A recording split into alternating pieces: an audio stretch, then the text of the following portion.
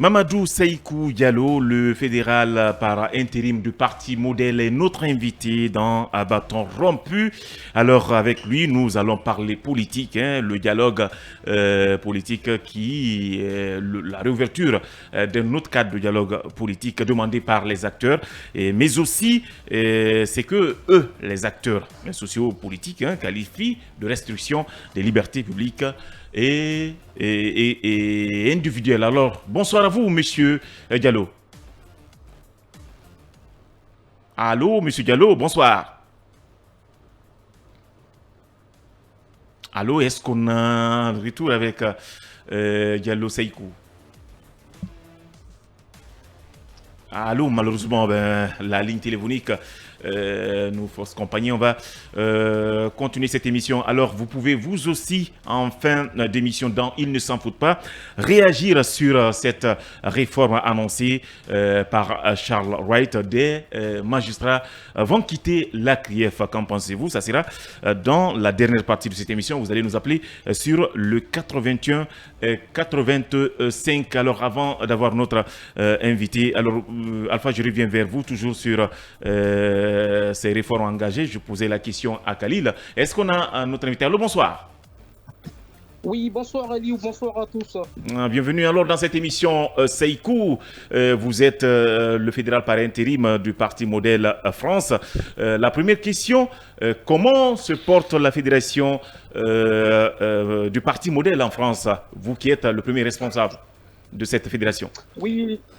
Oui, le parti en général se porte bien, en particulier la fédération dont j'ai la charge de diriger ici en France aussi se porte également très bien. D'ailleurs, récemment, nous avons mis en place une section de la Fédération Modèle France à Rennes, donc une section très dynamique, nos compatriotes de ce côté qui sont très mobilisés et pour porter en fait les idéaux et les valeurs du parti. Donc le modèle se porte bien en France. Alors, ça se dit ici que Ali Ouba est en exil. Est-ce que on peut avoir des informations autour de cette question? Écoutez, je pense que hier, M. Ba était dans l'émission Mirador. Lui-même, je pense, a expliqué les raisons de son absence en Guinée. Et donc, c'est pour des raisons professionnelles. Donc, quand il va finir ses missions, il va rentrer au pays. D'ailleurs, il a toujours vécu en Guinée.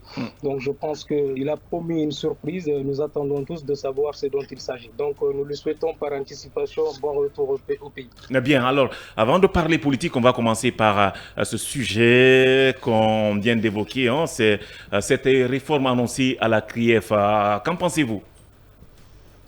Écoutez, je pense que je ne dirai pas plus que ce que votre consultant Khalil a dit tout à l'heure. Je crois qu'encore une fois, écoutez, Charles Wright, je ne sais pas je sais pas si c'est moi seul qui pense ainsi, mais je trouve beaucoup d'arrogance dans ses propos. Un ministre de la Justice ne devrait pas, en quelque sorte, se comporter de la sorte. Il faut quand même suivre les dispositions légales. On ne peut pas, en fait, intimider des magistrats. D'ailleurs, même ces propos pourraient nous amener à croire que ces magistrats aujourd'hui souffrent d'une certaine indépendance, parce que si le ministre de la Justice peut, par exemple, dans une conférence de presse ou lors d'une interview, dire que je vais démettre tel magistrat, je vais faire ceci, je vais faire cela.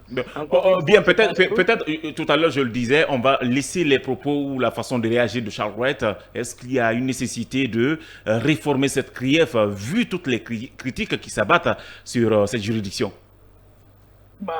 Je pense que également, bien sûr, moi je suis de ceux qui pensent que, encore une fois, que cette CRIEF aujourd'hui a besoin d'une refonte totale, parce que imaginez, ça fait combien d'années des dossiers encore traînent au niveau de cette cour et qu'il n'y a aucune issue et on ne sait pas en fait les personnes poursuivies, en fait les raisons pour lesquelles elles sont poursuivies. Encore une fois, je crois que c'est pour aujourd'hui. Vous savez, nous au modèle, nous sommes des démocrates, nous tenons à la justice parce que nous pensons que quelle que soit en quelque sorte l'issue de crimes ou de, je ne sais pas, qu'un citoyen pourrait commettre, le minimum qu'un pays, la justice d'un pays peut donner à un citoyen, c'est de lui, en fait, de lui accorder en fait ce qu'on appelle un procès libre et juste et équitable. Je pense qu'encore une fois aujourd'hui, ceux qui sont poursuivis au niveau de cette CRIEF, quand même, d'une certaine manière, ont besoin de cela. Et encore, si le CNRD pense qu'aujourd'hui, il y a nécessité de réformer cette prière, à mon avis, et c'est une évidence parce que depuis que cette cour a été mise en place, aujourd'hui, on peut avoir les résultats. Bien, allez-y. Monsieur Chaïkou, bonsoir. Que pensez-vous du risque que cette CRIEF, même quand des magistrats changeaient, reproduisent le même résultat si le contexte lui-même ne changeait pas? Bah ouais, justement, vous savez, c'est un problème global. Donc, on ne peut pas en fait trouver une solution qui soit partielle. Il faut trouver la solution au niveau global. Vous l'avez dit tout à l'heure. Je pense qu'aujourd'hui, le problème, c'est que c'est d'abord même la conduite de la transition. Il faudrait aujourd'hui que l'on essaye de remettre les pendules à l'heure. Et aujourd'hui, moi, je pense qu'on a des problèmes qui soient même au-delà de cette criée. Mais encore une fois, puisqu'il y a des dossiers, encore une fois, qui sont pendants au niveau de cette criée, et que si ces magistrats qui sont commis au niveau de ces dossiers n'arrivent pas à faire le travail, je pense qu'il y a lieu en fait de les changer, trouver des personnes compétentes qui pourraient instruire ces dossiers et puis dire le droit au niveau de ces dossiers qui sont pendants au niveau de cette cour. Bien, allez-y. Monsieur Diallo, on a vu une sortie de l'ambassadeur des États-Unis ici en Guinée qui parle de nécessité un petit peu de reprendre le dialogue. Quelle est la position? On présume que voilà, vous êtes membre du FNDC politique, mais qu'est-ce que quand même cette sortie vous fait? Est-ce que ce n'est pas un peu de l'eau qu'on apporte à vos moulins? Bah écoutez, c'est une déclaration, vous savez, de principe. Hein. Les États-Unis, c'est quand même un partenaire stratégique de la Guinée et que c'est un pays aussi, et vous savez, c'est une grande démocratie qui tient aux valeurs de démocratie, de liberté et de justice. Donc si l'ambassadeur aujourd'hui estime que le dialogue qui a été fait en Guinée n'était qu'une farce, je pense qu'il ne l'a pas dit. Il ne l'a pas dit. Il pense que c'est nécessaire qu'il y ait d'autres dialogues. Non, c'est un langage. Écoutez, c'est un langage diplomatique. Vous n'avez pas dit. La farce n'est pas un langage diplomatique. Attendez. D'accord. C'est un langage diplomatique. Il ne l'a pas dit, il n'a pas parlé. Non, l'ambassadeur est au courant qu'il y a eu un prétendu dialogue qui a été organisé, un fourre-tout qui a été fait en Guinée avec des leaders politiques qui ne sont pas du tout représentatifs, ils le savent eux-mêmes, et que si l'ambassadeur aujourd'hui estime qu'il faut ou il faudra encore une fois reprogrammer un nouveau dialogue, je pense que encore une fois, c'est parce que l'ambassadeur est convaincu que celui qui a été fait n'engage pas en fait, si vous voulez, la classe politique. La classe politique aujourd'hui, dans son entièreté, ceux qui sont représentatifs n'ont pas pris part à ce dialogue. Donc moi je pense qu'aujourd'hui il faudra capitaliser en fait ces conseils-là, parce que pour moi c'est un bon conseil de la part de monsieur l'ambassadeur aux autorités. Donc il faudra capitaliser ce conseil et faire en sorte que un nouveau dialogue soit organisé, inclusif, qui pourra en quelque sorte remettre les pendules à l'heure, mettre les énergies en synergie pour en fait raffermir les divergences pour trouver une sortie de crise dans cette situation. Allez-y, Kéron. Monsieur Chaïkou, une fois, là nous sommes dans les suppositions, une fois ce principe était acquis et qu'on devrait relancer le dialogue, que pensez-vous de l'idée de l'organiser en Guinée ou à l'étranger? Bah écoutez, moi je pense que le fait d'organiser, je vous ai entendu tout à l'heure, hein, je pense que le fait d'organiser un dialogue à l'étranger, ça ne sera pas en fait, moi à mon avis, c'est pas un mal en soi. N'oubliez pas qu'en 2010, par exemple, les accords de Ouaga ont été signés au Burkina. Donc si aujourd'hui... On a vu les conséquences, hein. Ah bah oui. Les accords de Ouaga, c'est qui nous poursuivent jusqu'à maintenant, on peut dire. Non mais attendez, non, moi je veux juste partir du principe, je pars juste du principe que si la solution, encore une fois, je dis bien si la solution d'une sortie de crise... Mais on a essayé une fois, on a vu les résultats. Voilà ce que Alpha essaie de faire comprendre. Là, c'est pas parce que c'est organisé ailleurs. Hein. C'est la transition en général qui n'avait pas été bien gérée.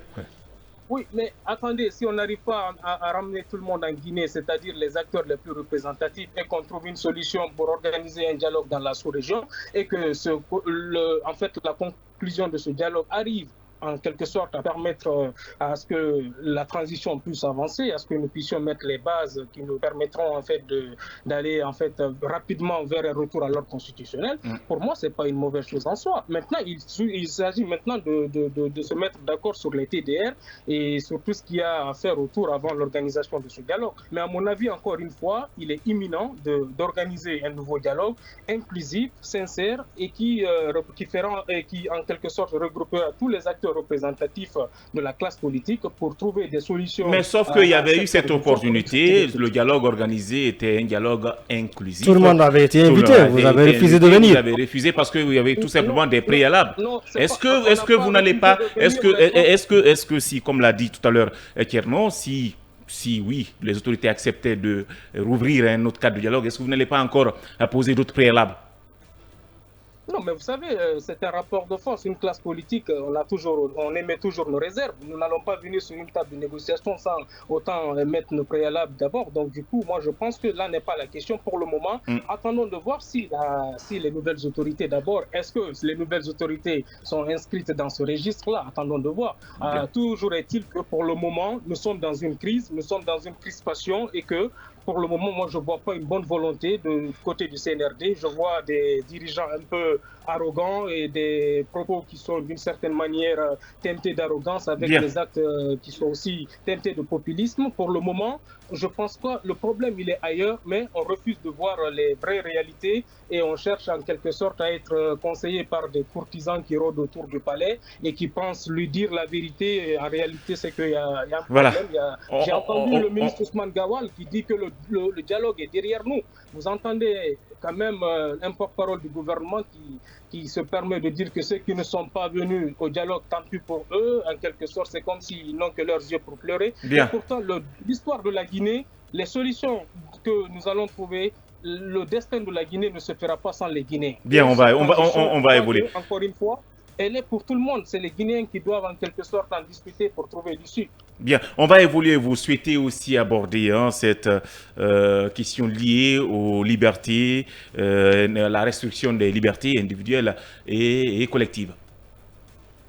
Bien sûr, évidemment. Aujourd'hui, on a vu par exemple le communiqué de presse de Amnesty International à date du 25 janvier 2023, qui clairement, après l'arrestation de Bill Leba, qui pense qu'aujourd'hui, avec l'interdiction de manifester, nous sommes dans un pays où les gens ne peuvent pas en quelque sorte s'exprimer, où la liberté d'expression est quasiment en quelque sorte sabotée. Et pourtant, la charte elle-même disait clairement que les gens, les uns et les autres, les populations avaient la possibilité d'exprimer leur opinion dans un cadre légal, mais sauf qu'aujourd'hui, nous voyons que ce n'est pas le cas. On a nos activistes, nos collègues qui poursuivent en prison aujourd'hui sans aucun procès.